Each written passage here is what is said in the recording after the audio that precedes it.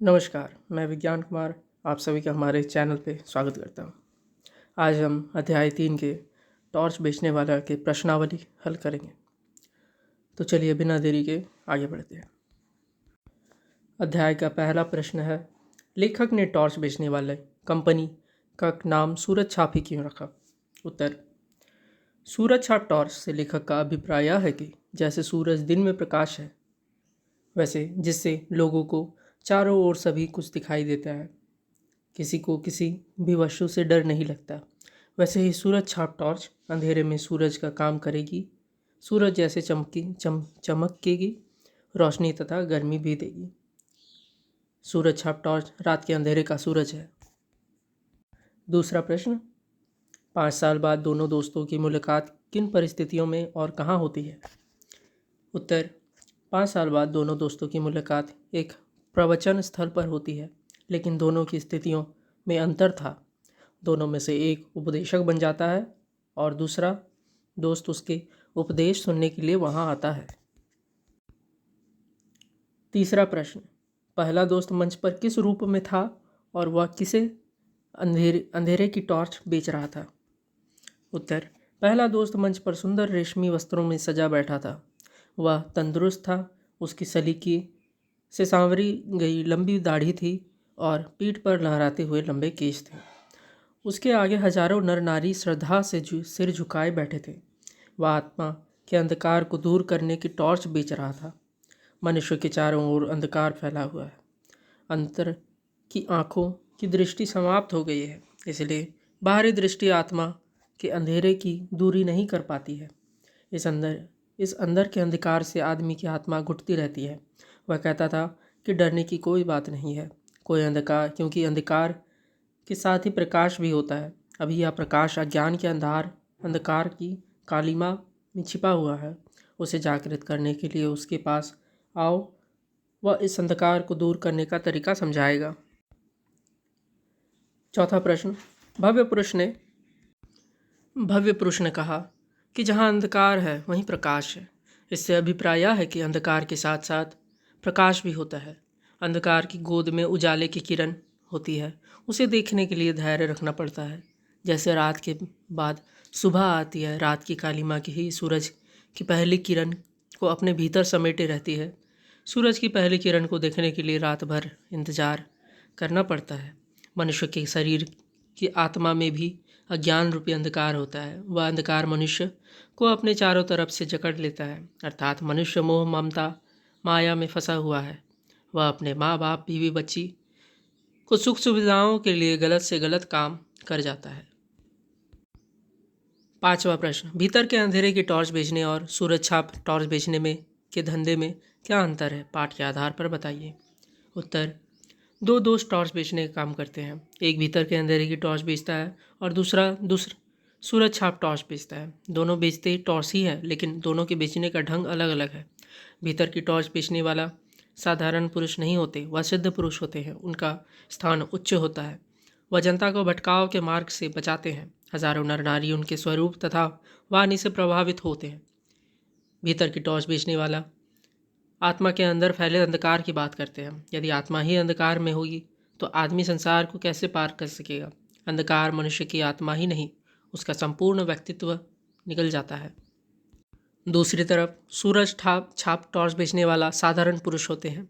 वह खुले मैदान या चौराहे पर कुछ लोगों को इकट्ठा करते हैं और अपनी बात कहते हैं।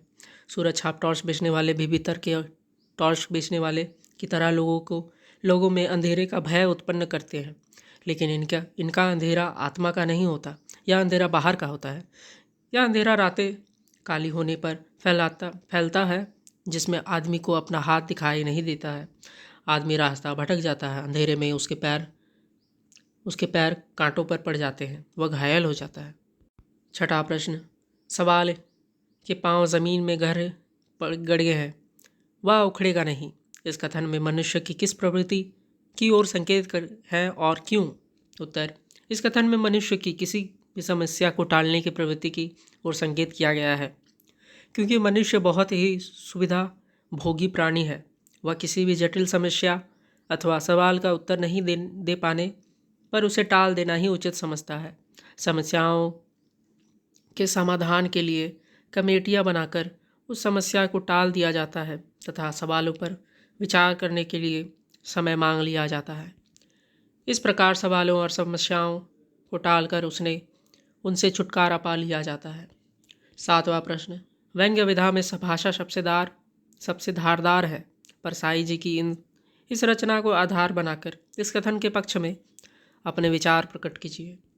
उत्तर, हरिशंकर परसाई ने अपनी रचनाओं के माध्यम से समाज में व्याप्त विभिन्न विसंगतियों पर प्रहार किया है। इसके लिए वे भावनाकुल है। भाषा शैली का प्रयोग करने में सिद्धस्थ है।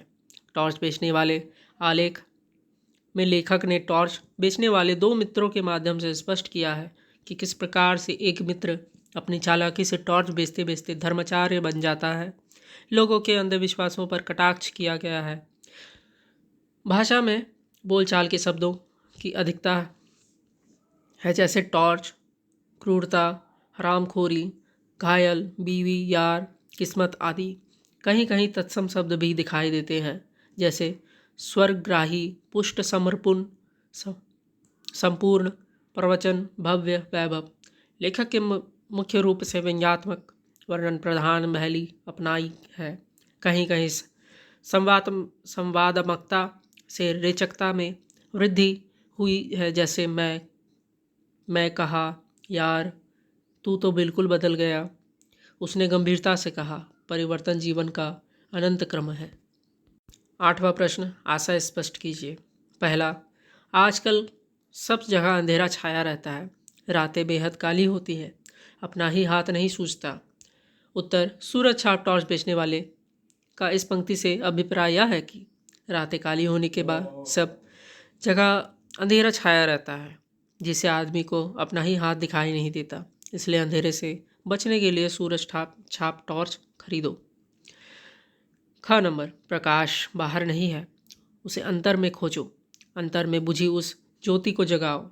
उत्तर, सिद्ध पुरुष का इस पंक्ति से अभिप्राय यह है कि आत्मा के अंधकार को दूर करने के लिए प्रकाश की किरण अपने अंदर ढूंढनी चाहिए, क्योंकि वह मनुष्य के अंतर में ही स्थित है। उस किरण से आत्मा के अंधकार से बुझ गई ज्योति को जलाओ। ग नंबर, धा भी करूँगा, अपनी टॉर्च बेचूंगा, बस कंपनी बदल रहा हूँ। इस पंक्ति से अभिप्राय यह है कि जो व्यक्ति लोगों को दिन में अंधेरे का डर दिखाता है, उसे किसी भी नाम से पुकारा जाए, अर्थात उसका नाम दार्शनिक, साधु या संत कुछ भी हो सकता है, क्योंकि वह अंधेरे का डर दिखाकर लोगों को अपनी कंपनी का टॉर्च बेचने चाहता है। उसे तो केवल अपना स्वार्थ सिद्ध करना है, चाहे वह इसे जैसे भी सिद्ध करे। योग्यता विस्तार के प्रश्न। पहला प्रश्न, पैसा कमाने के लिए लिप्सा ने आध्यात्मिकता को भी एक व्यापार बना दिया है। इस विषय पर कक्षा में परिचर्चा कीजिए। विद्यार्थी पाखंडी धर्मगुरु की घटनाओं का उल्लेख कर चर्चा कर सकते हैं। दूसरा प्रश्न, समाज में फैले अंधविश्वासों का उल्लेख करते हुए एक लेख लिखिए। बिल्ली का रास्ता काटना, बाहर निकलते समय किसी का छींकना, टोना टोटका करना, भूत प्रेत की छाया पड़ना आदि अंधविश्वासों के आधार पर लेख लिखा जा सकता है। प्रश्न 3, NCERT द्वारा हरिशंकर परसाई पर बनाई गई फिल्म देखिए। विद्यार्थी अपने अध्यापक से अनुरोध करें। और इसी के साथ हमने टॉर्च बेचने वाले की कहानी को पूर्ण किया, उसके प्रश्नावली भी हल किए, और आज की वीडियोस में हम चौथा अध्याय करेंगे। अगर आपको हमारे वीडियोस पसंद आते होंगे तो उसे लाइक करिएगा और हमारे चैनल को सब्सक्राइब करें, और कक्षा 11वीं छात्र छात्राओं के साथ इसे शेयर कीजिए ताकि वो अपने परीक्षाओं में उत्तीर्ण हो सके। आज के लिए इतना ही, धन्यवाद।